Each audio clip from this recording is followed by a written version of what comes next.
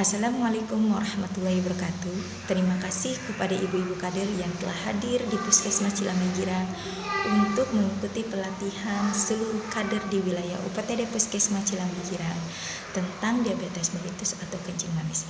Sebelumnya saya perkenalkan diri, nama saya Dr. Hilda Emalia. Saya di sini menjabat sebagai dokter puskesmas.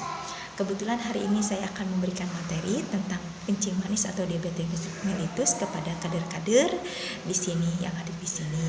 Nah, sebelumnya saya pengen tahu tuh ibu-ibu kader, apakah ibu kader tahu apa itu kencing manis? Kalau ibu-ibu kader tidak tahu, kencing manis itu adalah penyakit menahun yang ditandai dengan kadar glukosa darah melebihi batas normal. Nah, apa itu gejala-gejala kencing manis? Yang pertama yaitu poliuri. Poliuri itu adalah kita sering kencing. Setiap hari kita kencingnya berkali-kali. Misalnya satu hari bisa 10-20 kali kencing. Nah, yang kedua yaitu polipagi. Polipagi itu kita sering lapar. Rasa lapar itu selalu timbul di dalam diri kita, pengen makan, 3 jam kemudian pengen makan lagi, 4 jam kemudian pengen makan lagi. Nah, yang terakhir yaitu polidipsi. Polidipsi yaitu kita itu sering haus. Jadi setiap waktu kita tuh haus, pengen minum lagi, pengen minum lagi. Nah, ibu-ibu kader, kalau misalnya di masyarakat kita ataupun di keluarga kita yang ada tanda-tanda yang poliuri, polipagi, polidipsi yaitu sering kencing, sering haus ataupun sering lapar, nah kita harus cek kadar glukosa darahnya. Takutnya kadar glukosa darah kita itu tinggi. Nah, gitu ya Bu. Nah, untuk gejala tambahan, misalnya kalau misalnya di daerah wanita, pada daerah kemaluan wanita biasanya gatel-gatel, terus misalnya ada keputihan pada wanita, terus misalnya kita sering lelah, berat badan turun secara cepat.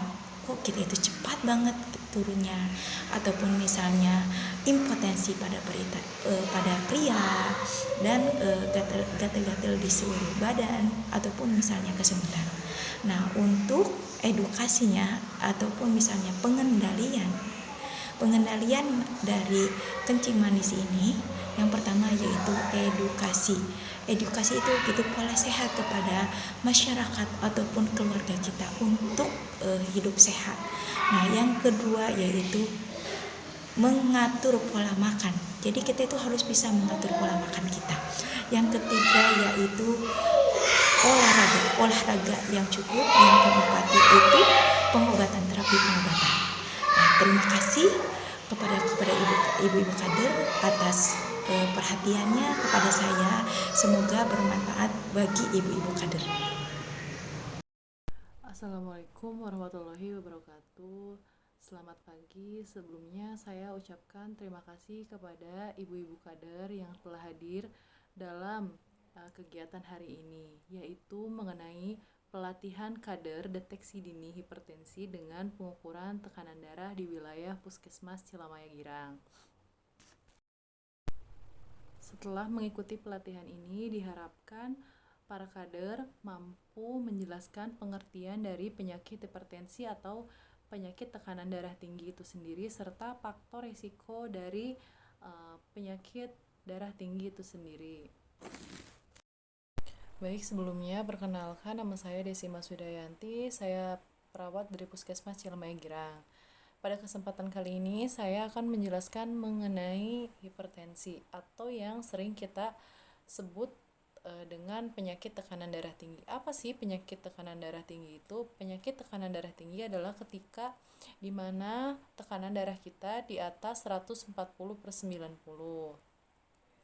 Ada beberapa hal yang dapat menyebabkan faktor resiko dari penyakit hipertensi itu. Yang pertama, kegemukan, yaitu kelebihan berat badan.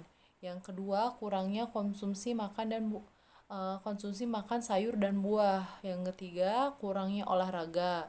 Terus yang keempat, bisa juga dari faktor keturunan keluarga. Yang kelima yaitu dari faktor usia. Lanjut usia di atas 60 tahun. Kebanyakan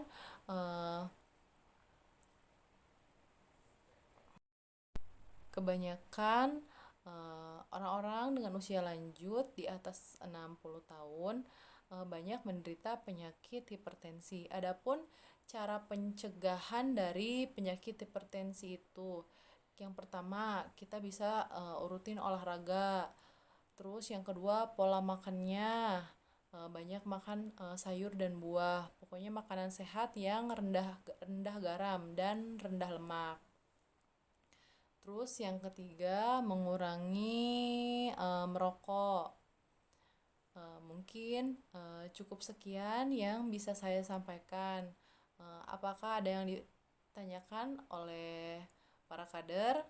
Jika tidak ada yang ditanyakan, baik, saya cukupkan sekian pemaparan saya mengenai penyakit hipertensi.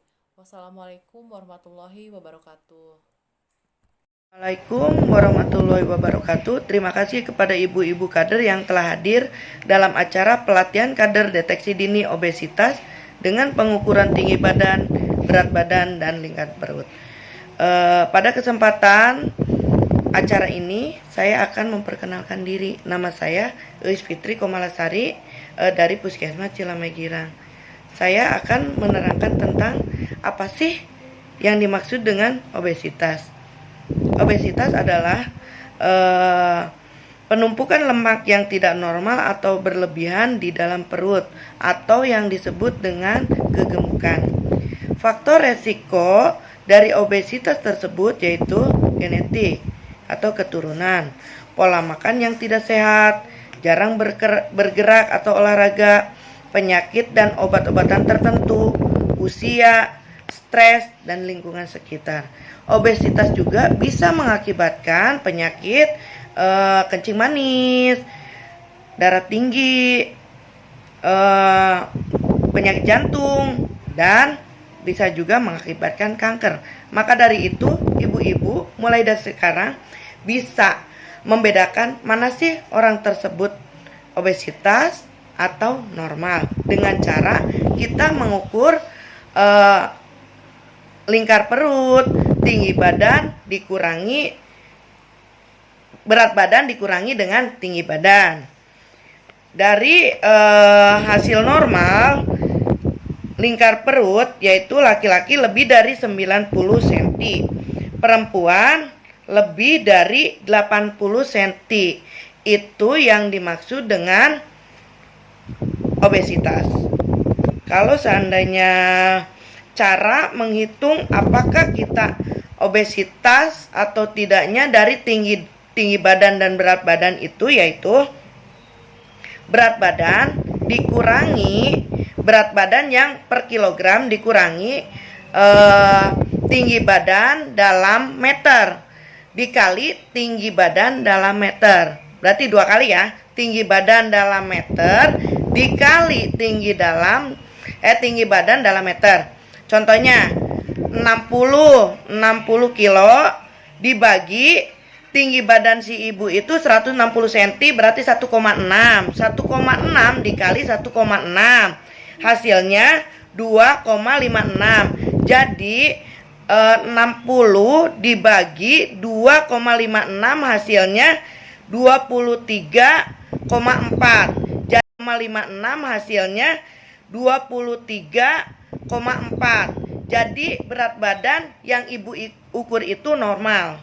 Ibu mengerti sampai di sini. Untuk mengukur apakah ibu tersebut obesitas atau normal diukur dari berat badan dibagi tinggi badan dalam meter dikali tinggi badan dalam meter, hasilnya berapa? Apa yang saya sampaikan tadi, apakah ibu udah mengerti? Kalau seandainya ibu udah mengerti, terima kasih. Saya tutup pelatihan ini. Wabillahi taufiq wal hidayah. Wassalamualaikum warahmatullahi wabarakatuh.